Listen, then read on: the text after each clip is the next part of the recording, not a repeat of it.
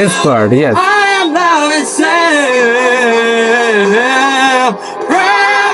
So what happens here?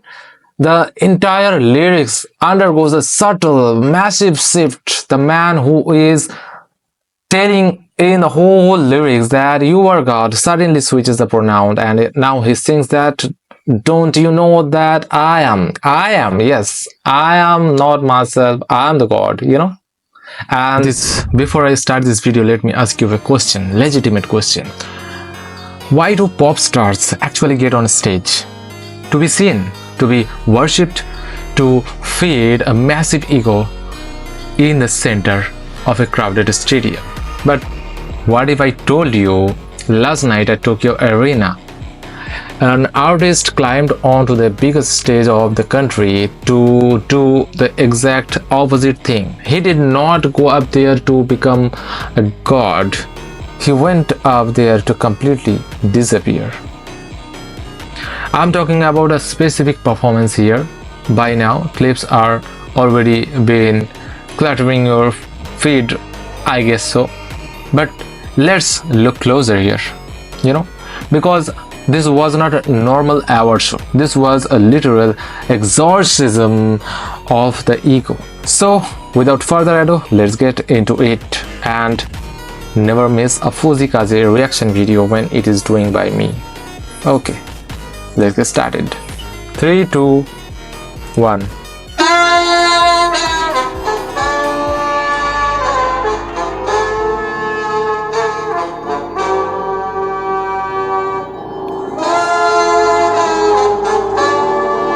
What a saxophone playing right now.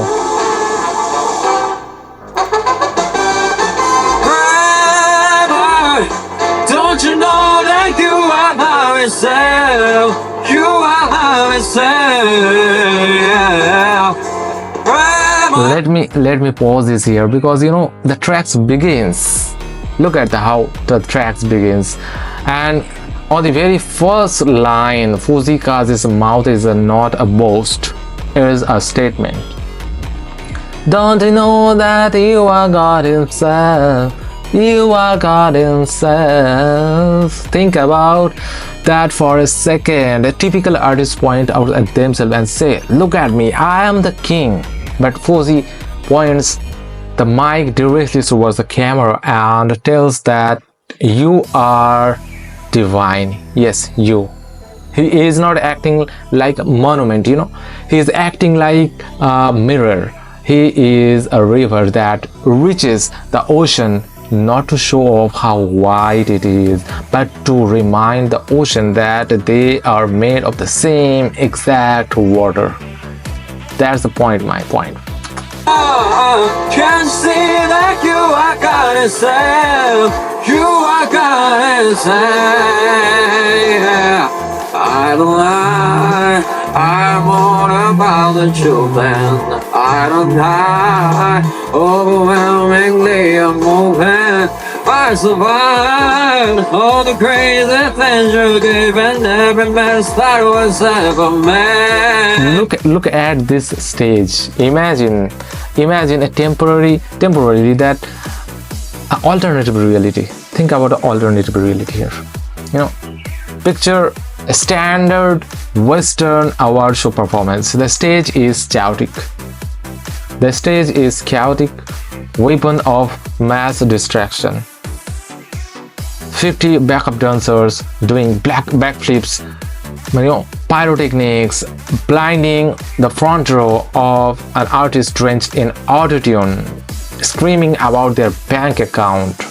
Just pure, unadulterated noise. Now hold that for a second, and now let's snap back to this reality. Look at this stage here. You know, there is almost zero background dancers here, and if there is some, there is no flashy choreography. It's a minimalistic baseline track, and this guy is standing there. He looks so casual, you know, you would think that he rolled out of bed to grab a coffee and accidentally wandered onto the stage at Toyota Arena. I mean, look at the sunglasses here. Can you believe this? Who performs at a major award show looking so relaxed like this one? He is literally gliding through the lyrics. Literally gliding. Look at this.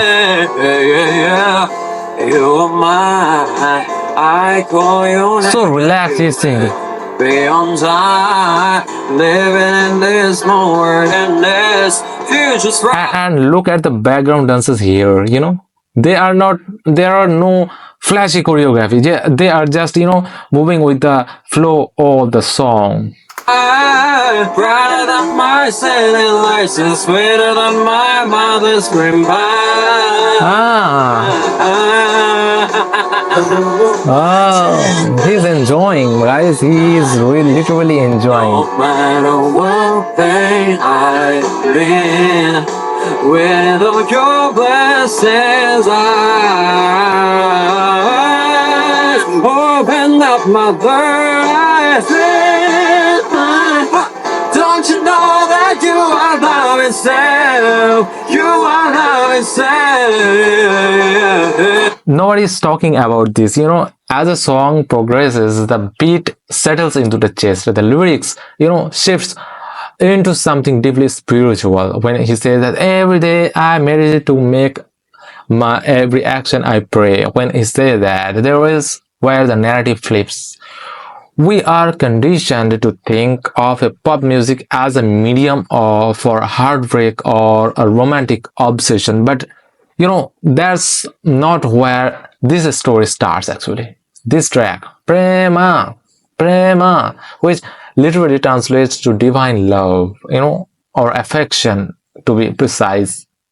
It is not a love song for another person, you know. It is a song about surrender. Yes. Grandma, can't see that you are God itself. You are God itself. Grandma. Yeah, there is the improvisation from the original track for the stage show. I like the saxophone vibe here.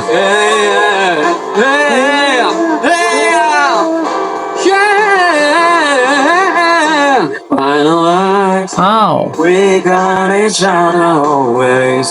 Fantasize, surely no regret to it. I thought every day I meditate and make every action a prayer. Yeah, yeah. Filling my heart with your affection. Being your best friend is my devotion. Calling your name is my surrender. Babe, I got your number. There we got the number. We got the number of God. Wow, this improvisation is so good. And now a soft piano. Wow. Filling my heart with your affection. Being your best friend is my devotion. Calling your You know, you have to look one thing very closely here. In this portion of the song, you know, when he improvises many things from the original tracks, something happens that completely recontextualizes the entire track. If you are not listening closely, you will probably miss this. Right as the lyrics undergo a subtle, massive shift, the man who spent the whole song telling you that you are the God suddenly switches to pronoun. He sings, "Don't you know that I am not myself, I am a God." Just focus. is my surrender. Babe, I got your number. Don't you know that I am now itself? This part, yes. I am now itself. So what happens here? The entire lyrics undergoes a subtle, massive shift. The man who is telling in the whole lyrics that you are God, suddenly switches the pronoun, and now he sings that, don't you know that I am, yes, I am not myself, I am the God, and this is a punchline here. This is where you realize that the true identity actually means you can only connect to a higher power when you completely erase yourself first. You have to become not myself to find the divine. You got it? I can't say that I am God itself. I am God itself.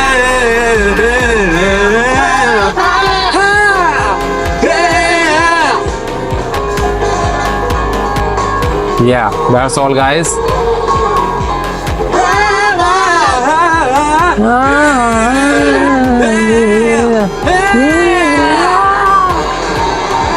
He's literally enjoying while singing. There's saxophone. Why?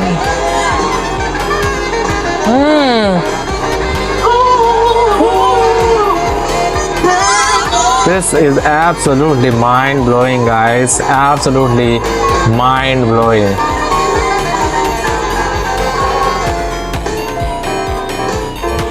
So, what do we actually take away from this? Every single day, thousands of people log on to internet to show their faces, demand validation, and scream, "Look at me! Look how different I am."